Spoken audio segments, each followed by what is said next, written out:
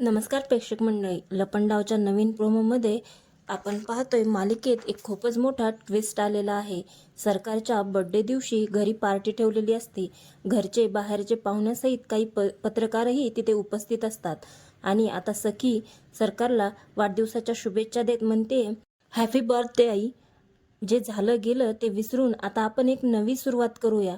जे झालं त्यासाठी आय एम रिअली सॉरी म्हणणार एवढ्यात तिथे कान्हा येतो आणि तो म्हणतो, थांबा बेबी सरकार, आता सॉरी म्हणण्याची वेळ दुसऱ्या कुणाची तरी आहे.